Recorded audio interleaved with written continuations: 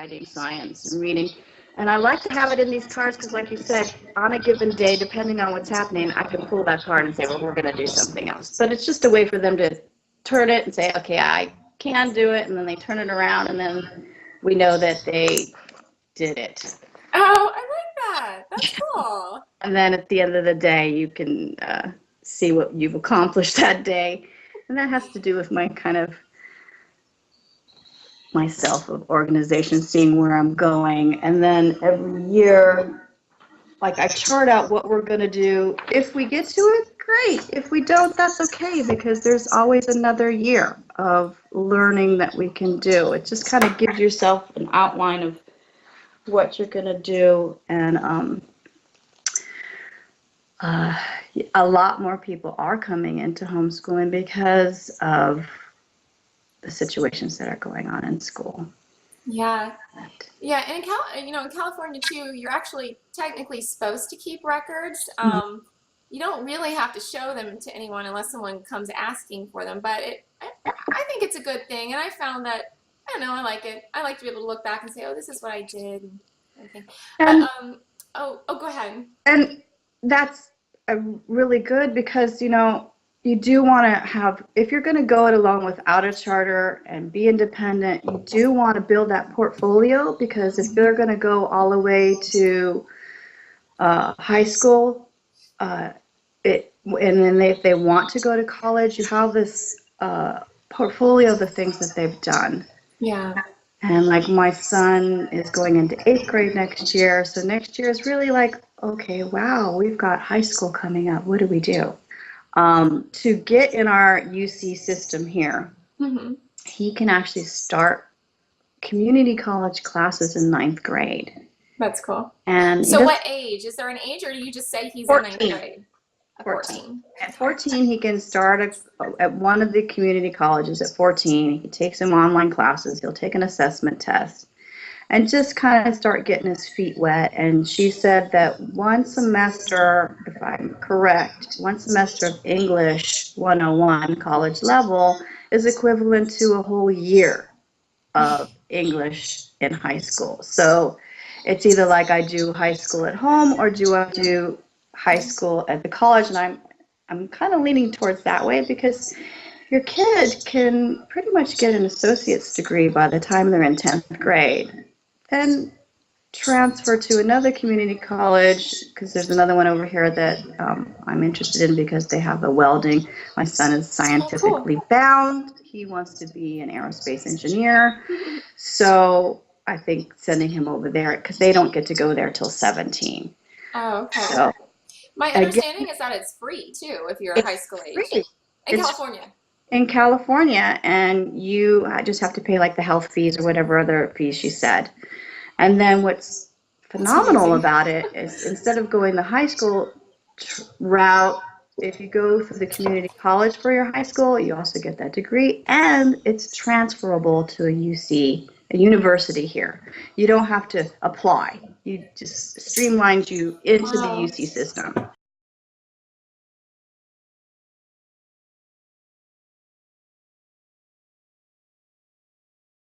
So as far as like just getting enrolling in the community college, do you have to say I have a high school diploma, or are they going to ask for that? No, you have to get like something from the charter, or you have to show your private school affidavit that they're schooling with you. That's it, huh? That's it. That's fantastic. It is. It is. And if you're seeing signs of depression in your child, anxiety, and you're really considering homeschooling, I would pull them out, and we do something what we call deschooling, and that's just letting the child decompress from that situation. I've mentioned to people before that we do something called emotional freedom tapping, and then if it's, pretty severe situation, then you seek some therapy, and just hug and love that child, because the one thing that the lady that talked to me at the whole beginning. She said, I brought my child home to be a family. And really that's what it is, because when your kid's in public school is your whole life. They're in their life during the day. They infiltrate your life at night with their homework. They infiltrate your weekends with more homework. They also, I think they're infiltrating people's summers. So it's like you're never really out of it. Yeah, it's almost like another family, and in reality, they're spending more time at school just when they're physically there than they are, at home. And then what you said about, and then even when they're at home, they have their mind on school, which is interesting about the book you were talking about, the case against homework, I think it is. Because I always wondered about that. When you have these little kids, they spend 6 hours at school. I'm thinking, what are they doing? That they can't get their work done at school, and then they have to come home 5 o'clock at night. Can they ever play? These little kids ever get a chance to play? Do we not value that anymore at all? Right. If you watch the documentary, The Race to Nowhere, the woman that did it at the end, her son was so excited because he didn't have a day at school so he can play. And that's the thing. Where is the time for the family? So you've got school for 6 or 7 hours, depending on the age. Then you've got homework. Then you've got activities.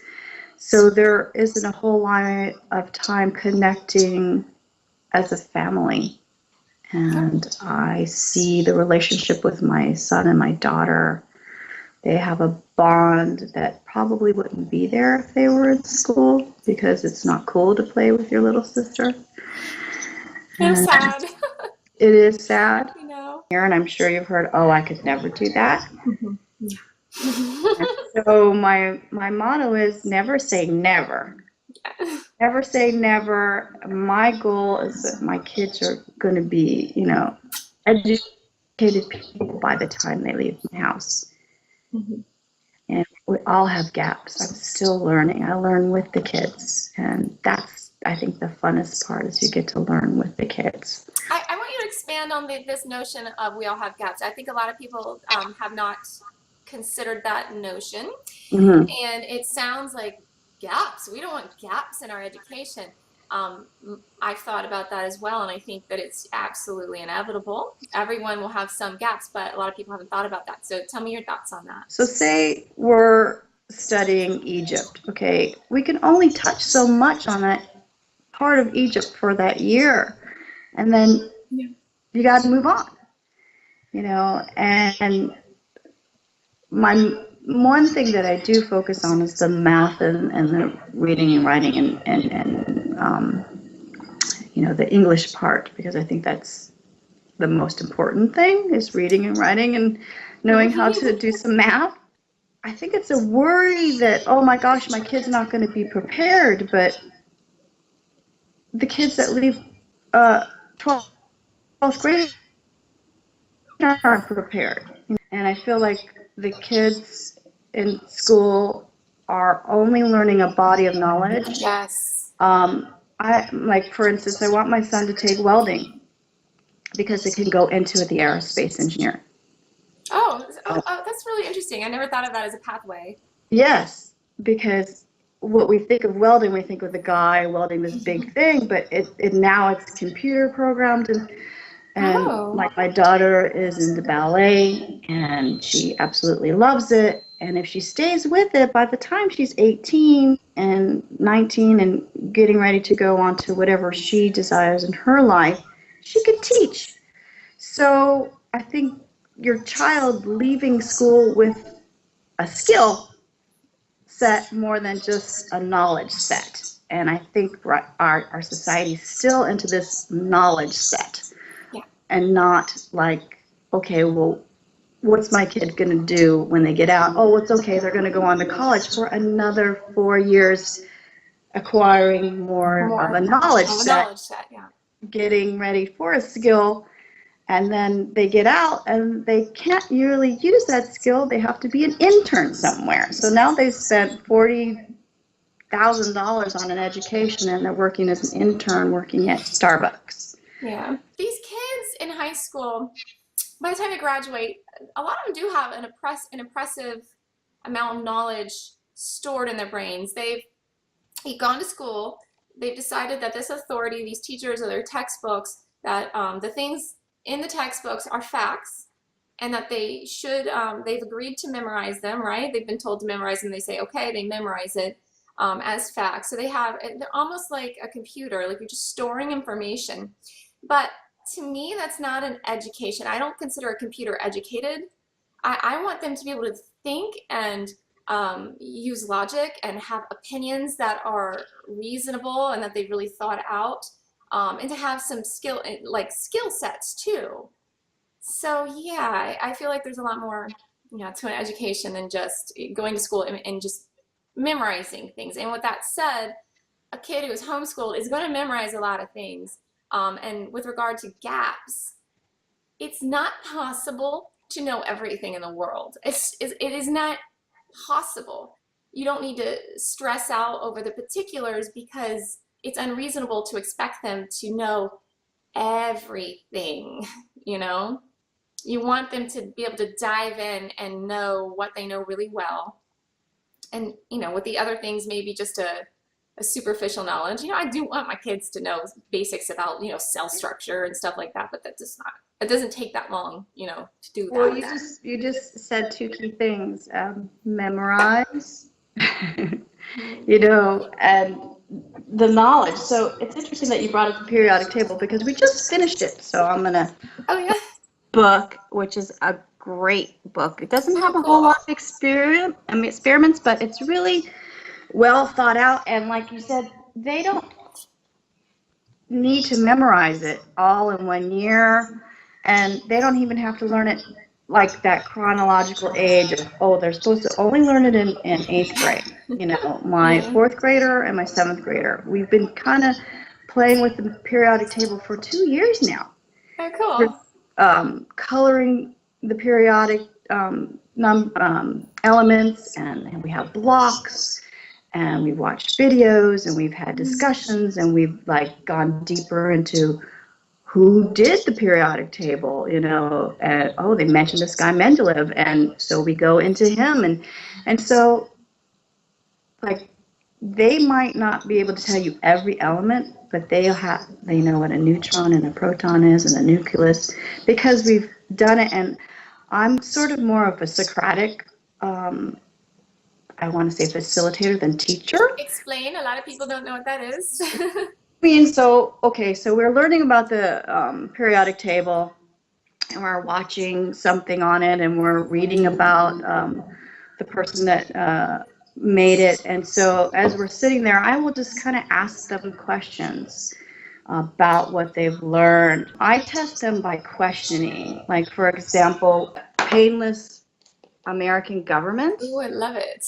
And it's really supposed to be for high schoolers. Mm-hmm. But I figured, why not start learning about our government now? So behind me this year, we did the branches of government. So they can know what this is, and why not start teaching them at an early age? And so we also started doing the Constitution and Declaration and the Bill of Rights. Like in school, I used to do these flashcards for spelling. Mm-hmm. And I realized that kids kind of, if they're readers, they intrinsically know how to spell. And then our job is to help them with the bones of it. Like there's this one program called All About Spelling. I didn't really care for the program itself. It was a little slow, but I loved the tiles that they had. Okay. They have these things called vowel teams and consonant teams. So when the child is learning how to read, like when they were learning how to read, I would have them put these vowel teams and consonant teams together. And then when they're learning how to write, so they can say, I know that these teams go together to form that word. Right. I like that. And that's what I loved about these tiles. As the child gets older, I use this called Spelling Power. Okay. And there's no memorization. I went through several different things. It didn't work. And so I decided to just go really simple and sort of a little bit old school. And I just, whenever they would write something, that's usually, I'll just pick out any words that are misspelled and I make a little list and say, just study that for 5 minutes. Mm-hmm. I'll ask you, and if you miss any, I just have them write it out. And my son in the last year, like 10 times, just repeat it. Mm-hmm. And in the last year, his spelling has improved amazingly. If like I can't find any words he's misspelled because he's improved so much, Mm-hmm. and I'll just see if there's some he doesn't know. And then if he doesn't know them, I'll try to do like a word group. So if it's like vacation, I would try to find other words with Tion, and I will point out, oh, how does it make the shun sound in this word? And in that book, like if I don't do it with him anymore because he's much older now. So if you got a word wrong, they would do like that kind of, like you said, 5 to 10. They'd write it in a sentence and then actually just kind of spell it in the air or write it with their finger on the table. Oh, okay. In like when the early years, you can get sand and they can write it in the sand. And then for my daughter, I do, this is also where you can teach them to read. It's called Phonics Pathways. Oh, cool. And I've tried workbooks with my kids. And my daughter, if it seems like a workbook, smells like a workbook, she doesn't want to do it. Because each kid is different. She's like my creative, and he is my scientist. So we just got these journals, and she put together the little character from the phonics thing called Dewey. And because she's allowed to do her words here and doodle on the other side. Oh, okay, yeah. She enjoys it more. They say that actually doodling is good for the brain, you know. And so for her, that's where we're doing her spelling. So it's just kind of like a little bit of a prep for that spelling power. Yeah. And it does the same thing here where you're learning the suffixes. That's cool. And being able to break it down. And that's the spelling power book? No, this is Phonics Pathways. Oh, the Phonics Pathways. Okay. So most people, I mean, she's easy reading and perfect spelling. So when I first used it, I used it for just teaching her how to, read after reading 100 easy lessons, how to read in 100. Teach your child to read in 100 easy lessons, which I have just a printout. Oh, cool. Thanks. After teaching her that, we moved on to that for spelling, which teach your child how to read in 100 easy lessons. She was reading at 75. Wait, what do you mean? Lesson 75. Oh, yeah, right. Reading. So we were kind of done with the book. I didn't feel like we needed to go all the way to 100. So I just got another book and we just started reading. And that's another thing too. Like there's so much pressure for kids to be early readers. Like Owen was supposedly ready to read at 4, but he didn't want to read. Yeah. I never pushed him. And I think there's something golden about 7. There's some cognitive thing that I've discovered that at 7, the receptors are much more open to deciphering words. So when people are like, oh, I'm so worried, my 6-year-old's not reading yet, or my 8-year-old's not reading yet, it's on the child. But I think there's that something about 7 is like lights go on, and the deciphering and decoding just starts to make those connections. And yeah, one of our little neighbor friends, and she's 6, and she's in kindergarten, and they've labeled her as a slow reader. Right. And she's 6. I mean, it just doesn't seem, I don't know. She's not a slow reader. She's 6 years old. She's 6 years old. And that's where we go back to that book, in their own way, in their own time. Each child develops differently.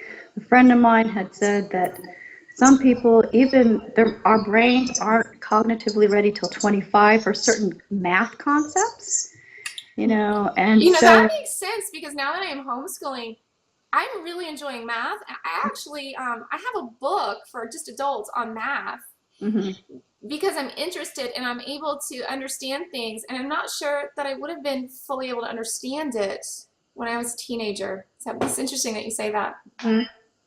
Yeah, I just think the pressure to read, I think, for the public system is so that the teacher doesn't have to tell them everything, that they can be independent of the teacher, because the teacher has 20 students